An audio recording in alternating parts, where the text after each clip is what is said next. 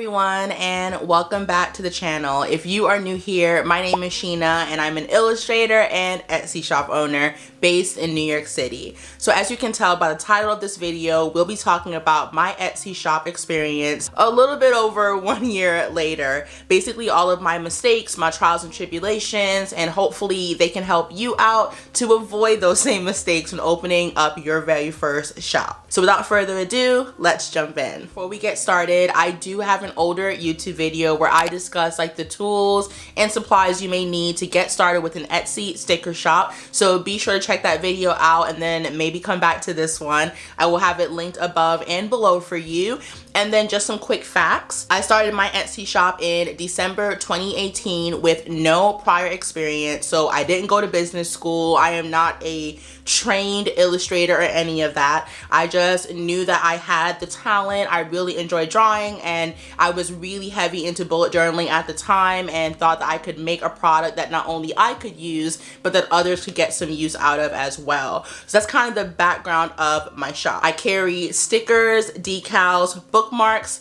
I have one enamel pin right now and I'm looking to expand that range throughout the rest of 2020. So that's about it. If you guys have any questions that I have left off, of course the comments area will be open so you can ask anything that you need to, but let's go ahead and jump in. The first tip number one, is to start small, evaluate, then scale. One mistake that a lot of us make, and I definitely made up front, is you go out, you try to do research and find out what you need, and then you buy all the things. And not just all the things, but all the most expensive things. And it's completely unnecessary. When you are starting out, there's a very good chance that you're going to make mistakes. You're not going to get a ton of sales on your very first day. So I say start small. Evaluate what customers are looking for or what you may have missed, and then grow and scale based on that. And I'll give you guys an example from my personal experience to help this make more sense. One of the first mistakes I made up front was buying a bunch of shipping supplies without evaluating the products that I would be carrying. So I went on Amazon, I bought a ton of these like 5x5 envelopes, so almost like a perfect square. And when I came to making my sticker sheets, they're more of a rectangle, right? So about 5.5 by 6 and change. So once I started to print them out, I realized they don't fit in these envelopes. And my sticker sheets are some of my best sellers aside from my die cut stickers. So it just didn't work out and I had to order new envelopes. So now I still have those 5x5 envelopes in my living room stored away. I probably have at least 100 of them left that have not been used because I jumped the gun. So I would say with that, before you buy any shipping supplies, figure out what your initial product line is going to look like and then base your shipping supplies on that. So the second mistake I made was getting super excited about my first bookmark, which was my Shakespeare one, and I moved way too fast, you guys. So not only did I overpay for these bookmarks by going through this fancy schmancy website that actually didn't have a good experience with, but I also ordered too many. I think I ordered like 200 and I don't know what I was thinking. I was just like, oh, the more the better, I can get better wholesale pricing. To this day, I still have those Shakespeare bookmarks, quite a few of them, because they just didn't sell that well. And I overdid it. It was unnecessary. And so now I'm just sitting on a bunch of stock that is not selling, that will, you know, hopefully sell in the future, but it was a waste of money at the time. So I say all of that to say that keep it simple, stupid is definitely so relevant in this day and age. We don't need to overthink everything. A lot of the times, all the things you think you need, you don't actually need just to get your shop up and running. And the second thing that I've learned almost a year later with my shop is to factor in all costs in your pricing. And this can be a whole separate video on just like how to set margins and how to really make money and to pay yourself. A lot of the times we just create a product like a sticker sheet. We slap a price on there like $4, $5, and we just list it. And we don't think about all the overhead costs. And I'll just rattle off a few of them just in case you guys are curious. The first one is the cost of your material. So your sticker paper, your cutting machine, your ink, what is that costing you per sticker or per sheet? Next are your shipping materials. So what are you paying for your tissue paper, your thank you sticker, your thank you card, your envelope, your do not bend sticker, your postage? What is that all costing you to get that one sticker pack out the door? Next are your labor and illustration fees. One thing about newer illustrators and designers is like we refuse to pay ourselves. You have to remember that you sat down and physically illustrated or drew that product. Then you brought it over to the Cricut design space and rearranged for hours and then did test prints and prototypes. You have to pay yourself for that time and that labor and your talents. And so I'm not saying to sell sticker sheets for $20 a pop to be sure that you pay yourself well, but you have to find a way to implement that cost into the final cost of the product because you did invest time. Unless you're going on a website and just pulling clip art, you are physically investing time. You need to pay yourself. And then lastly are the Etsy listing fees, processing fees, and taxes. When I was starting out, I definitely did not consider these things, and I had to go back in, I want to say, one day after my shop opened and quickly tweak my costs to make sure that I was not eating all of those costs. So when we're talking about Etsy fees, they do charge like 20 cents per renewal or per item that you list, but then there were also separate processing fees that you have to consider. Also, if you have like a PayPal business account, they also charge separate processing fees that you have to pay. So what is that percentage? What does that look like for you? And then of course, taxes. This is not saying that your customers should eat every single penny of these costs, but there are taxes. So you have to figure out what that number is based on where you live and what you're selling, what the price point is, and that's how you can evaluate where you want to price your items. And you want to be careful not to price yourself out. Like, don't be ridiculous with your pricing, but if you price too low, then you're not making any money. You're not profitable. You're basically just making stickers for a hobby and sending them to people. And one of the best ways to figure this out is to open up your Etsy shop. More than likely, you will not have traffic right off the bat if no one knows about it, and just send one or two products to a friend, a cousin, maybe even to yourself, and see what your costs end up being, what your total costs are. Once you figure that out, that can help you to figure out your pricing. And if you send that off and your costs are extremely high, then we want to go back to step number one and reevaluate what we're doing. So why are you spending so much on sticker paper? Could you bring your ink costs down? Could you use cheaper envelopes? Things like that. It's all a process. There is some trial and error, but I would say from the start, go ahead and tally up, even if it's just approximate numbers, to find out what your cost is out the door. Now, the third thing I learned with my Etsy shop is you do want to look at other creators, just not too much. And what I mean by that is you don't want to follow a creator like Catnip and say, oh, I like her tissue paper, I'm going to buy that too. That's not what's going to help you. What I mean by that is finding where you stand, using that as a barometer. So what I did was I went on Etsy and I typed in things like custom stickers or bullet journal stickers or illustrated stickers, and basically see what the price margins were. Now, some people have priced themselves so low it's not even worth looking at. But if you find shops that have a lot of sales, like 5-star reviews, they're doing fairly well, those are the shops that you want to look at and kind of take heed. You're figuring out what works for you, taking what you need and leaving what you don't. And yes, it is important to stay in your lane, but it is also good to know what your competitors are doing and what is working. And you may see certain things that a lot of people are doing, and maybe that inspires you to not do those things, and that can help you to stand out amongst the crowd. So again, it is important to look at other creators, but don't look so much that you lose sight of who you are, what the mission of your shop is, what your morals are, because then there's no point in you even making stickers or a shop. All right, and the fourth takeaway is to promote, promote, promote. And this was so hard for me because I'm just not a salesperson at heart. I just really don't like selling people. I don't know about you guys, but it's like, If you like it, great, buy it, but I'm not gonna force you or try to sell you on it. And I started out in the beginning doing that and realized that is not going to work. You do have to talk about your shop, your products. You do have to promote and market yourself if you plan to make any money doing this. Now, there are ways to promote yourself that cost money and then ways that are completely free.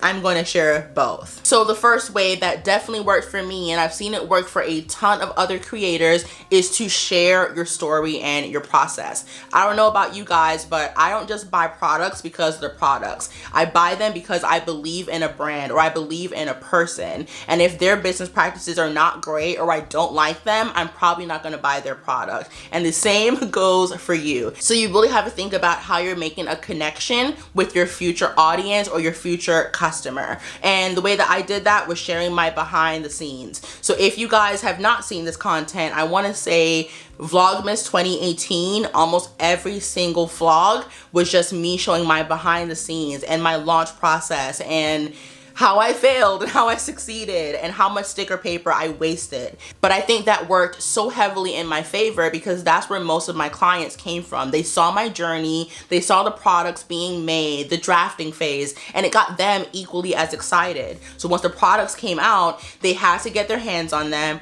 or they just wanted to support me because they were bought into me, and that's very important. And that's not saying that you have to have a YouTube channel or you have to be super active on Instagram, but you gotta kind of be present in some type of way. If you don't like being on camera, try to do podcasts or do videos that are overhead, so they're just hands only, you're not showing your face, things like that. But I think showing your process is so important to build that audience from the start. Now, the next way to promote your product without spending a ton of money is to send free product to friends, family, influencers, anyone you want to. I'll give you an example. Let's say you are opening a shop and you want to make a ton of bookmarks. Like, that's your thing. You're an avid reader, you love to make bookmarks. Why not send some bookmarks to people in your family that you know are also avid readers? Why not drop a few bookmarks into your local bookstore and see if they don't mind handing them out or keeping them at the cash register? You could also send bookmarks to booktubers on YouTube because obviously they're going to use them. They consume a ton of books. But one thing you don't want to do is make people feel bombarded or forced to share your product. Again, I hate to be like a negative Nancy, but we have to remember that influencers are paid every single day to promote brands and products and all different types of things. So they're not going to go out of their way to promote a free product just because you ask them to. So you have to be very wary of that. You have to be willing to send the product and expect nothing back. And that could be a win. I know who you are. Thank you for sending me this care package of the products that you make on your Etsy shop. What amazing timing. This is such a New York pin, and I'm feeling so much New York City pride right now. I can't wait to attach this to my denim jacket for spring. Thank you, Sheena. Welcome to New York. It's been waiting for you. Welcome to New York. Welcome to New York. Welcome to New York. This is so New York, so cute. I love it. But that can also be just you taking an L because that person will never share it. And trust me, that has happened to me. I have sent product to people who I thought I had a good connection with on YouTube or on Instagram. And yeah, they have yet to review it or show it. And it is what it is because I can't have that expectation from them. So send it in good faith and hope for the best. But if they happen to love your product and you really put time into it, the quality is amazing, there is a very good chance they're going to share it just because they want to. You guys have seen me share products from other sticker shops, from other brands that have not paid me because I truly do love them. And I think that is the magic. You have to have an amazing product if you're going to send out and hope that people share. And the final way to promote yourself, it's going to cost you a little bit of money up front, is to pay for marketing, pay for ads. And as most of you know, I personally pay for ads on Etsy, Instagram, and Facebook.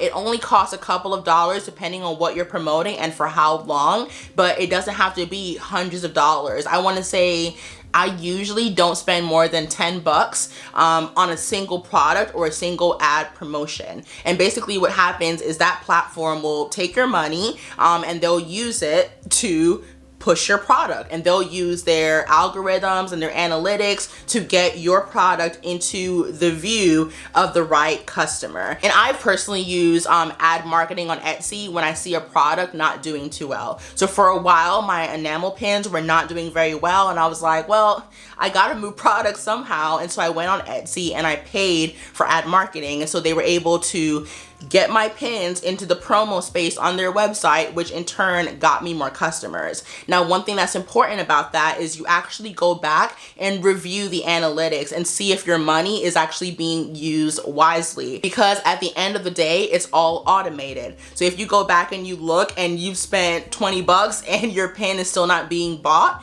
you might not want to push that advertisement anymore because it's just not working and you need to try something new. So it is a bit of trial and error, but you don't have to spend a ton of money to figure that out. And if you guys want like a deeper dive on this, I did talk a bit about this in detail on my video that is called Why You're Not Getting Clients. But I want the biggest takeaway to be that you cannot force another person to promote your product. You can't have that expectation. You can only produce the best product possible and hope for the best. The only things that are within your control are your personal platforms, or if you choose to spend money with ad marketing. But you have to promote yourself because no one else is going to if you don't. And then the final tip that I think is super important, that people say are not important, but it's important. You have to have super clear, good quality photos to put on Etsy. I have seen so many products on Etsy that are not well lit, that are from weird angles, or the color is distorted, and that will keep me from buying it. You have to be able to show your product in a good light, no pun intended, for the customer to want to purchase it or to see it in their hands. And a couple ways that you can do that is to take pictures in a bright space on a bright day. So even right now, I am sitting in front of a window in my bedroom because I get direct sunlight, which means good lighting for a video, which means more than likely people would watch it. Could you imagine this video being super dark and dreary? Like, nobody's gonna watch it. You would not want to watch it. So when it comes to those Etsy photos, the quality does matter. So having a clean space, bright windows or bright lights to help and showcase your product. You also don't want it to be super busy. I personally use props with my photos because I don't just like the blank white space. I feel like too many people on Etsy do that, and I want my product to stand out, and I want to have a theme with my shop. So let's say I'm selling a bookmark. I'll try to include maybe some cute little glasses or a book or maybe a little coffee mug, because that puts the customer in the scene. Like, they can see themselves with that bookmark, drinking a cup of coffee, enjoying their favorite book. So those are basically all of my tips. I feel like there were so many more that I wanted to share, but I didn't want to overwhelm you guys. So let me know if you would like a part 2, because I'm sure that there is so much more that I can share even to this day, because I still make mistakes. But I would say my key takeaway for any of this is to not let any of these things cripple you from doing what you need to do. I've heard someone talk about this before, but we all like to use the need of gaining more to postpone the work that we need to do for us to actually take action. And I caught myself doing it, saying, oh, I need a better camera and I need better sticker paper, or my old HP printer can't do it, without even trying it. And even a year later, I'm still using that same old HP printer. So that goes to show you that you probably do have the tools that you need to do the job. You just don't need to overthink it. You don't need all the fanciest stuff. You don't need to wait and do more research. You just need to get started. So if you're that person that's kind of on the edge and you want to get started and you're talking yourself out of it, now is the time to stop. We have so much time, especially in a time like this, to get it done. So do not miss out on the opportunity. So as always, I will list any helpful videos, tutorials, tools that I have used below in the description bar, just to help you guys out if you want some additional resources. If you like videos like this, please be sure to give me a thumbs up to let me know so I can keep creating them. I know it's been some time, but it's so good to be back, and I really appreciate you all. To anyone that is an essential worker right now that is truly going through it during this pandemic, thank you so much for your service. I hope you're all staying safe, and hopefully this video inspires you to jump on that next project to open up your Etsy shop, because you deserve it. So thank you all again so much, and I will see you in the next one. Bye.